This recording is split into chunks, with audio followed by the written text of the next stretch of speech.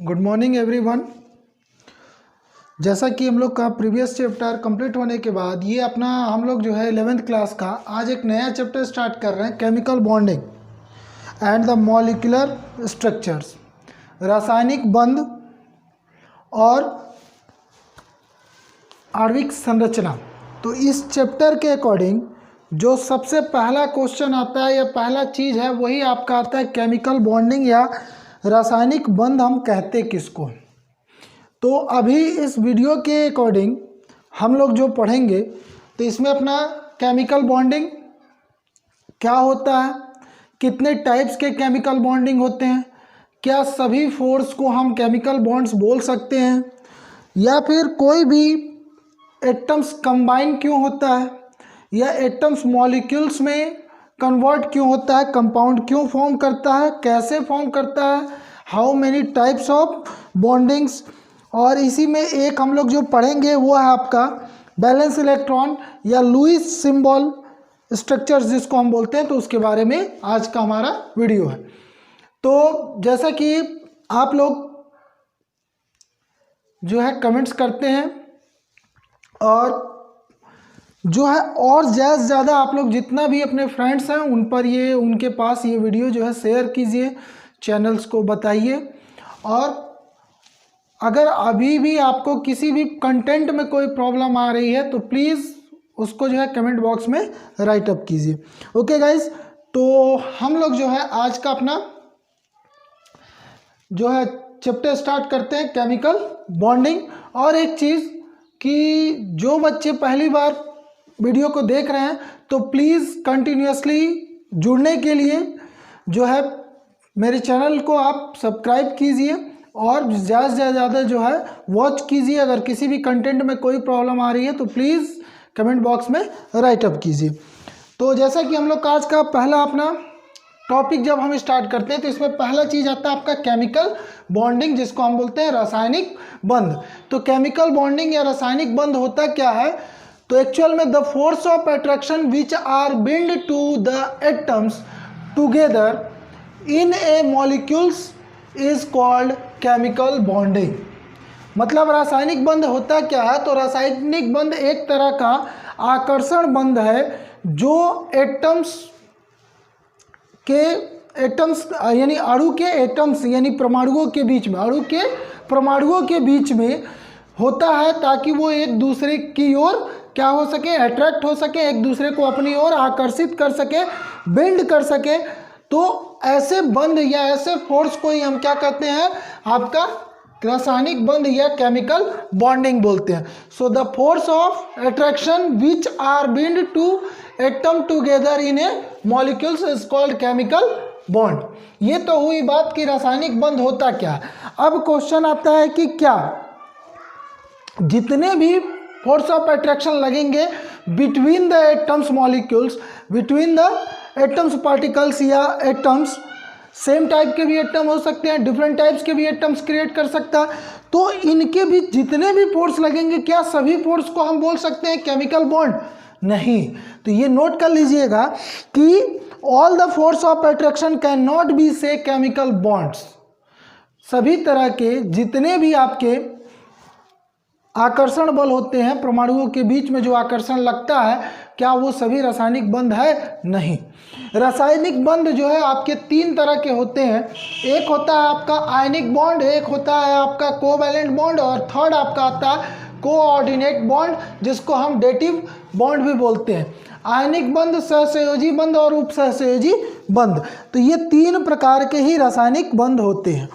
अब हमारा एक क्वेश्चन इसमें ये आता है कि why atoms are combined. Atoms जो है वो कंबाइन क्यों होते हैं, एटम्स एक दूसरे से जुड़ते कैसे हैं या क्यों जुड़ते हैं। फिर और भी बहुत सारे क्वेश्चंस आते हैं जैसे how do atoms combine, why do molecules have definite shape and geometry, what is the nature of force exiting between the combining atoms. किस तरह का जो है फोर्स ऑफ एटम्स या किस टाइप के नेचर वाला फोर्स दो एटम्स के बीच में लगता है, या जो भी परमाणु हैं ये परमाणु आपस में कैसे जुड़ते हैं, क्यों जुड़ते हैं, और जुड़ने पर इनकी शेप और साइज कैसा होता है। तो इस तरह से बहुत सारे जो है जब क्वेश्चंस आए मन में, तो इस क्वेश्चन को सॉल्व करने के लिए अलग अलग टाइम पर अलग अलग थ्योरीज अलग अलग साइंटिस्ट के द्वारा दी गई, जिसमें पहला अपना आता है जो हम लोग स्टार्टिंग करेंगे वो आपका आएगा Kossel Lewis approach. Kossel Lewis approach. तो एक्चुअल में कोसले और लुईस अप्रोच में अगर हम बात करते हैं, पहला क्वेश्चन हमारा यही आता है, व्हाई डू एटम कंबाइन, यानी परमाणु जुड़ते क्यों हैं। तो देखिए कोई भी चीज़ है, कोई भी एटम्स होगा तो वो एक पहला चीज़, इसमें पहला रीजन आएगा ड्यू टू अचीव स्टेबिलिटी, मतलब वो अचीव क्या करना चाहता है, स्टेबिलिटी यानी स्थायित्व को प्राप्त करना चाहता है। कौन, एटम्स। अब स्थायित्व कैसे प्राप्त करेगा, कैसे अचीव करेगा, तो हाउ डू अचीव स्टेबिलिटी, तो उसके लिए उसने क्या करेगा, व्हेन इट्स कंप्लीट ऑक्टेट, जब उसका अष्टक जो है वो पूरा हो जाए। तो अष्टक पूरा होने का मतलब यह है कि जो उसका अंतिम सेल है, अंतिम जो कोश है, उसमें 8 इलेक्ट्रॉन पूरे हो जाए, या यूं हम बोल सकते हैं कि इनर्ट गैसेज जो अक्रिय गैसों का समूह होता है उसके जैसे जो है इलेक्ट्रॉनिक कॉन्फ़िगरेशन वो अपना डिनोट कर सके या शो कर सके। तो जब ऐसा केस आएगा तो वो क्या करेगा, आपका स्टेबल हो जाएगा। तो इसके लिए वो क्या करता है, दूसरे एटम्स के साथ या दूसरे स्पीसीज के साथ या सेम टाइप ऑफ एटम्स के साथ या तो इलेक्ट्रॉन डोनेट करके या इलेक्ट्रॉन को गेन करके या अदरवाइज इलेक्ट्रॉन का शेयर करके जो है बॉन्ड क्रिएट करता है, यानी एक बंध बनाता है, आकर्षण प्रतिकर्षण ये लगता है, जिसके फलस्वरूप यानी जिसका रिजल्ट ये होता है कि उसके आउटर मोस्ट सेल में 8 इलेक्ट्रॉन प्रेजेंट हो जाते हैं, यानी उसका ऑक्टेट कंप्लीट हो जाता है। यही है आपका why do combine the atoms combine, क्यों जो है परमाणु आपस में जुड़ते हैं।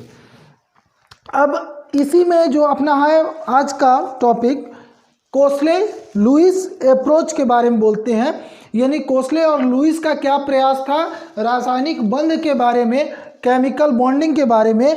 तो number of attempt were the made of explain the formation of chemical bonding in the term of electron, but is was only 1916 when the Kosley and Lewis succeed independently in the given satisfactory explanation, since this theory was based on the electronic concept of atoms।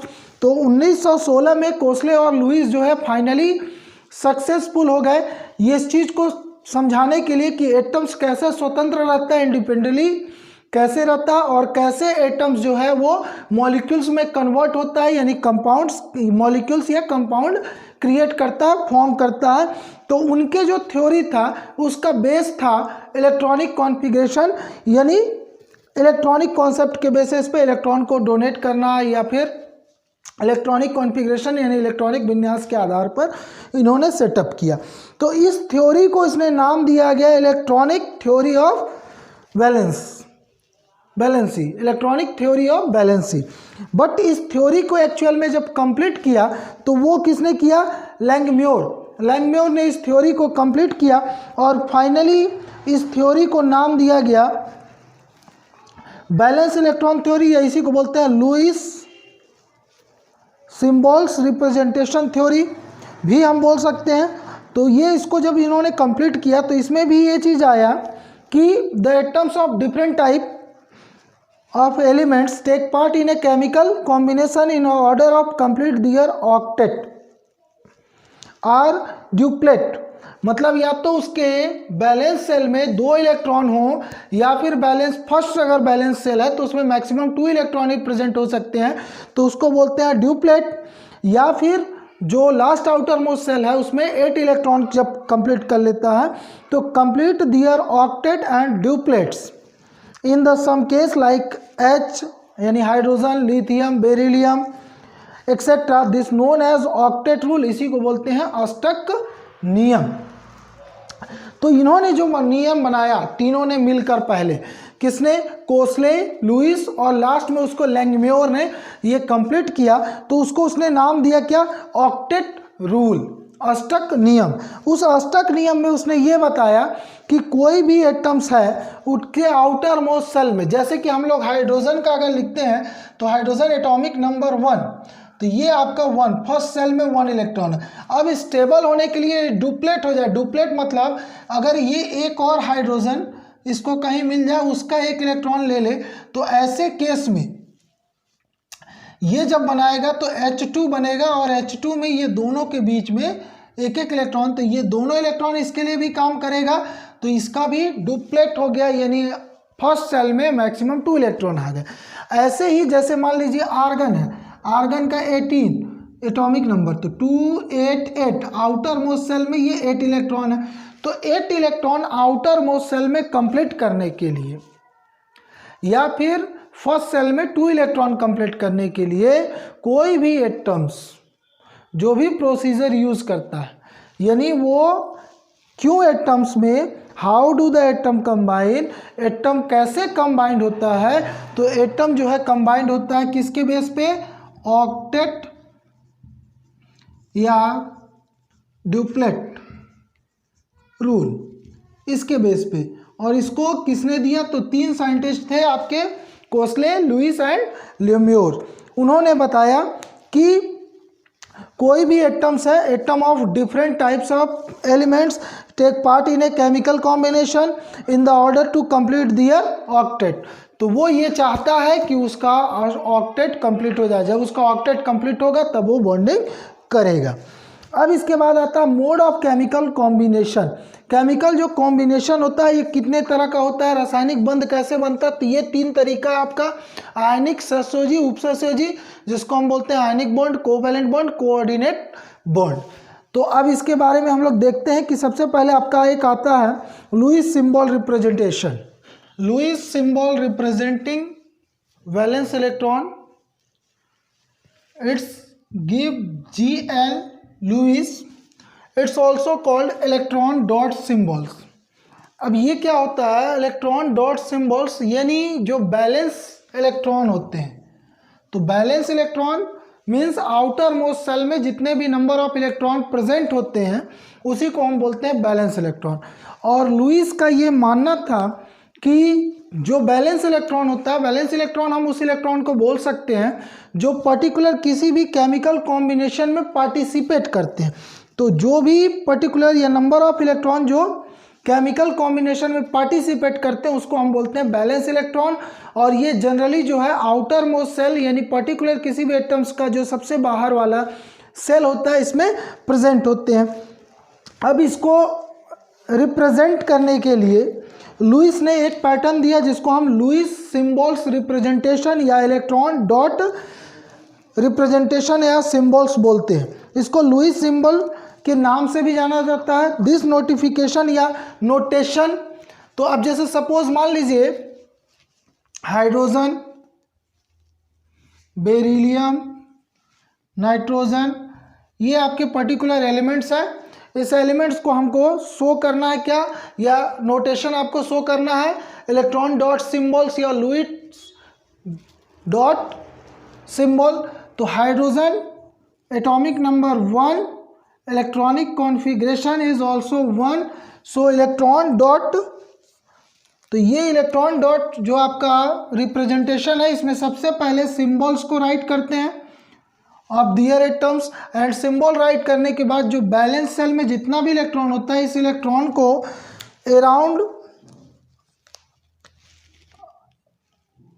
Around of symbols of atoms we denoted by cross or dot, ये dot से।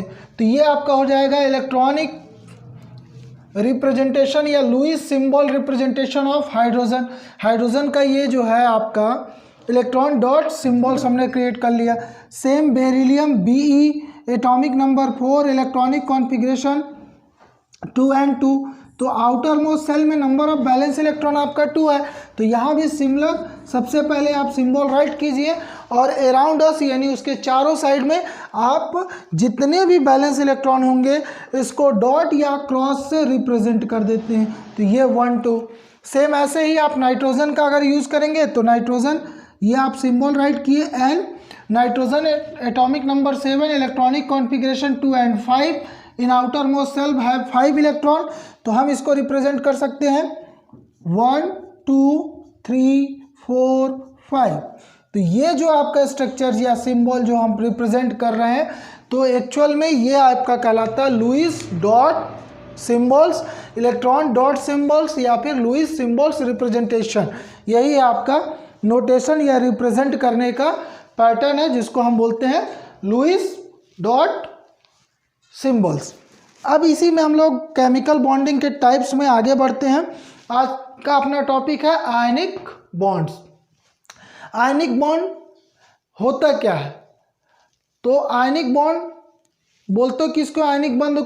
The ionic bond are formed by between the two opposite charge ion. कोई भी दो विपरीत आवेशों या आवेश वाले विपरीत आयन के बीच में ये जो बॉन्ड फॉर्म होता है, जो बंध बनता है, उसको हम बोलते हैं आयनिक बॉन्ड। और केमिकल बॉन्ड के लिए मैंने बताया था कि the force of attraction which are bind to atoms together in a molecules. तो जैसा कि इसमें बताया था, तो यहाँ पर जब आयनिक बॉन्ड का एक और डेफिनेशन दे सकते हैं कि ionic bond is a attraction force which applied between two opposite ions, यानी दो विपरीत आवेशों या दो विपरीत आयनों के बीच लगने वाले अट्रैक्शन बल को ही हम क्या बोल सकते हैं? आयनिक बंध बोल सकते हैं। तो ये तो हुआ आयनिक बंध या आयनिक बॉन्ड किसको हम बोलेंगे। अब बात करते हैं कि ये जो आयनिक बॉन्ड होता है ये क्रिएट कैसे होता है। तो जब ये इसके क्रिएशन की बात करते हैं या फॉर्मेशन की बात करते हैं तो ये एक्चुअल में जो है इलेक्ट्रो बैलेंस पर सेटअप होता है। इसका टोटल सेटअप होता है आपका इलेक्ट्रो बैलेंस, मतलब इलेक्ट्रो मीन्स इलेक्ट्रॉन और बैलेंस यानी उसको क्या करेगा? संयोजित करना, जोड़ना, संयोजन या संयोजित करना, बैलेंस करना। तो ये कैसे बैलेंस करेंगे? तो अभी मैंने इससे जस्ट पहले आपको बताया ऑक्टेट रूल और ड्यूप्लेट रूल्स मैंने बताए। तो ऑक्टेट रूल और ड्यूप्लेट रूल के बेसिस पे ही आयनिक बॉन्ड फॉर्म होता है। 2 or more than 2 different types या सेम टाइप्स ऑफ एटम्स के बीच में भी फॉर्म हो सकता है, या फिर 2 या मोर than 2 different types of species इनके बीच में भी फॉर्म हो सकता है। तो हम इसको देखते हैं कि कैसे ये आयनिक बॉन्ड फॉर्मेशन, इसके एग्जांपल के थ्रू हम लोग एक्सप्लेन करते हैं कैसे आयनिक बॉन्ड क्रिएट करेगा, कैसे फॉर्म करेगा। तो आयनिक बॉन्ड फॉर्मेशन से पहले कुछ कंडीशन होती है। तो ये 3 मेजर कंडीशन है जो अप्लाई करना ही है, मतलब इसके बिना ये पॉसिबल ही नहीं है। तो इसमें पहला आता है फर्स्ट आयनाइजेशन एंथैल्पी जिसको बोलते हैं। तो हमेशा याद रखेंगे कि जो एटम पार्टिसिपेट कर रहे हैं किसमें? आपके आयनिक बॉन्ड क्रिएशन में, तो इनके एटम के बीच का जो आयनाइजेशन एंथैल्पी होगा वो ऑलवेज लो होना चाहिए। दूसरा आता है इलेक्ट्रॉनिक गेनिंग एंथैल्पी जिसको हम बोलते हैं इलेक्ट्रॉन एफिशिएंसी। तो ये आपका क्या होना चाहिए? हैव हाई, ये होना चाहिए हाई। और थर्ड आपका आता है लैक्टिक एनर्जी जिसको हम जालक ऊर्जा भी बोलते हैं। तो लैक्टिक एनर्जी जो होता है वो शुड बी हाई, ये भी हाई होनी चाहिए। तो ये 3 मेजर कंडीशन है फॉर्मेशन ऑफ आयनिक कंपाउंड्स या आयनिक बॉन्ड्स।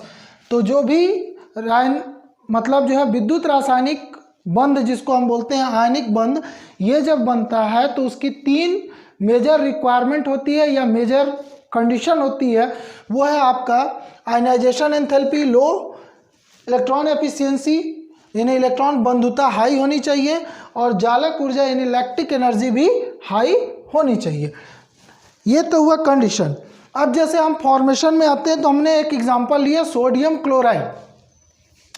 सोडियम क्लोराइड जो है आयनिक बॉन्ड है, because sodium chloride is made up of two different atoms, sodium and chlorine. So sodium Na, atomic number 11, electronic configuration 281 and chlorine atomic number 17, electronic configuration 287. अब ये पहले हमने atomic number right up कर दिए, electronic configuration right up किया atomic number के through. तो हम क्या देखते हैं, सोडियम में ये आपका फर्स्ट सेल में 2, सेकेंड सेल में 8, थर्ड सेल में आपके 1 इलेक्ट्रॉन है, जबकि क्लोरीन का जो थर्ड सेल है इसमें 7 इलेक्ट्रॉन है. तो ऐसे केस में क्या होगा, सोडियम के आउटर मोस्ट सेल मतलब बैलेंस जो सेल है उसमें बैलेंस इलेक्ट्रॉन आपका 1 है. अब अभी मैंने बताया था ऑक्टेट रूल. तो कोई भी एलिमेंट होगा, कोई भी एटम्स होगा, तो वो स्टेबिलिटी चाहता है, स्थायित्व चाहता है, और स्थायित्व उसको तब मिलेगा जब वो ऑक्टेट रूल फॉलो करे. यानी ऑक्टेट रूल फॉलो करे मतलब आउटर मोस्ट सेल में 8 इलेक्ट्रॉन प्रेजेंट करे. तो ऐसे केस में ये जो है अपना ऑक्टेट कंप्लीट करने के लिए इसके पास 2 ऑप्शन है, या तो ये 7 इलेक्ट्रॉन कहीं से गेन करे, अदरवाइज 1 इलेक्ट्रॉन रिलीज करे. तो सिंपल सा फंडा है कि 7 इलेक्ट्रॉन यानी बहुत ज़्यादा इलेक्ट्रॉन है, तो 7 इलेक्ट्रॉन वो किसी से लेगा, यानी उसको कहीं से अट्रैक्ट करना पड़ेगा. तो ऐसे केस में उसको ज़्यादा एनर्जी की रिक्वायरमेंट होगी. तो यहाँ पास वो क्या करता है, 1 इलेक्ट्रॉन जो है वो लूज करता है. तो जब ये 1 इलेक्ट्रॉन लूज करेगा तो यहाँ पास इसका जो इलेक्ट्रॉनिक कॉन्फ़िगरेशन बचेगा रिमेन वो आएगा 2, 8, यानी आउटर मोस्ट सेल जो है इसका अब सेकेंड सेल हो जाएगा, जिसमें 8 इलेक्ट्रॉन प्रेजेंट हो जाएंगे, यानी ऑक्टेट कंप्लीट हो गया. और ये आपका बनाएगा sodium cation Na positive charge. Similar pattern पे हम मूव करते हैं, क्लोरीन के पास आते हैं. क्लोरीन में हम देखते हैं क्या हो रहा है, इसके आउटर मोस्ट सेल में 7 इलेक्ट्रॉन है. तो ऐसे केस में इसके पास भी 2 ऑप्शन है, या तो वो 1 इलेक्ट्रॉन कहीं से गेन करे, अदरवाइज 7 इलेक्ट्रॉन जो है वो रिलीज करे. तो 7 इलेक्ट्रॉन रिलीज करने से ज़्यादा यूजफुल है या इजी है 1 इलेक्ट्रॉन गेन करना. तो ऐसे केस में अगर ये 1 इलेक्ट्रॉन गेन करेगा तो इसका जो आउटर मोस्ट सेल होगा उसमें 288 यानी इलेक्ट्रॉनिक कॉन्फ़िगरेशन जो इसका चेंज हो जाएगा. अब ये आपका हो जाएगा 288 यानी आउटर मोस्ट सेल में जहाँ पहले 7 थे अब हो गए 8. तो ये भी ऑक्टेट रूल के अकॉर्डिंग अपने आउटर मोस्ट सेल में 8 इलेक्ट्रॉन कंप्लीट कर लिया. तो चूंकि ये इलेक्ट्रॉन गेन किया तो निगेटिव चार्ज इसमें अप्लाई हो जाएगा, लग जाएगा. तो यहाँ Cl माइनस चार्ज बनेगा. अब जो हम लोग पढ़े थे आयनिक कंपाउंड्स या आयनिक बॉन्ड का डेफिनेशन पढ़े थे, तो मैंने बताया था the force of attraction between the 2 opposite charge ion. तो 2 अपोजिट चार्ज आयन, तो अब यहाँ देखिए Na प्लस है और ये Cl माइनस है. तो इन दोनों के बीच में ये जो है आपका सोडियम 1 इलेक्ट्रॉन रिलीज किया और उसको एक्सेप्ट कौन कर लिया, क्लोरीन. तो ये जो क्रिएट होगा बॉन्ड ये आपका बनाएगा NaCl, सोडियम क्लोराइड. ये कंपाउंड बनेगा, इसके बीच में जो बॉन्ड क्रिएट होगा, चूंकि ये बॉन्ड क्रिएट क्यों हो रहा, ड्यू टू इलेक्ट्रॉनिक ट्रांसफर, या जिसको हम बोल सकते हैं इलेक्ट्रॉन के ट्रांसफर होने से. मतलब सोडियम से एक इलेक्ट्रॉन कहाँ ट्रांसफर हो रहा, क्लोरीन पर. तो ये आपका कहलाएगा आयनिक बॉन्ड. इसको एक और तरीके से रिप्रेजेंट कर सकते हैं हम, ये आपका Na सोडियम, अभी मैंने बताया आपको लुईस सिंबल स्ट्रक्चर या लुईस डॉट स्ट्रक्चर. तो ये आपका सोडियम और क्लोरीन दोनों का हमने सिंबल राइट किया. सोडियम के आउटर मोस्ट सेल में 1 इलेक्ट्रॉन है, ये हमने 1 इलेक्ट्रॉन को डिनोट किया. क्लोरीन के आउटर मोस्ट सेल में 7 इलेक्ट्रॉन है, 1 2 3 4 5 6 एंड 1 7. तो अब ये क्या होगा, यहाँ पास 2 8 1 और इसमें ये 2 8 7. ये आपका सोडियम 1 इलेक्ट्रॉन लूज करेगा. तो जब लूज करेगा तो ऐसे केस में ये Na प्लस चार्ज और क्लोरीन जो है 1 इलेक्ट्रॉन को गेन कर लेगा, तो Cl माइनस चार्ज और इलेक्ट्रॉनिक कॉन्फ़िगरेशन 2 8 Na प्लस का और Cl माइनस का 2 8 8 और ये क्रिएट कर देगा आपका Na Cl सोडियम क्लोराइड। तो ये चूंकि आयंस यानी इलेक्ट्रॉन के ट्रांसफर होने से स्थानांतरण से बन रहा है, तो इसकी वजह से इसको हम बोलते हैं आयनिक बॉन्ड। एक और एग्जांपल अगर हम लोग इसमें देखना चाहें मैग्नीशियम ऑक्साइड फॉर्मेशन का, नेक्स्ट हम लोग देखते हैं magnesium oxide formation MgO। Same pattern पे मैग्नीशियम Mg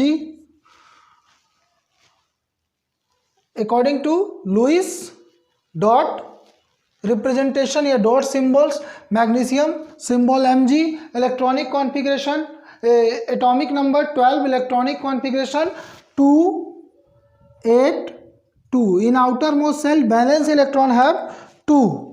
तो बैलेंस इलेक्ट्रॉन 2 है तो हम क्या करते हैं अराउंड द सिंबल्स 2 डॉट और 2 क्रॉस को इंडिकेट करते हैं।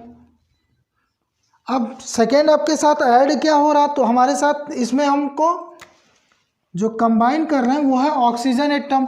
ऑक्सीजन, इसका इलेक्ट्रॉनिक कॉन्फ़िगरेशन एटॉमिक नंबर है आपका 8, electronic configuration 2 6, in outer most shell valence shell में आपके 6 इलेक्ट्रॉन है, तो इसको भी हम डॉट या क्रॉस से रिप्रेजेंट कर देते हैं अराउंड सिंबल ऑफ ऑक्सीजन।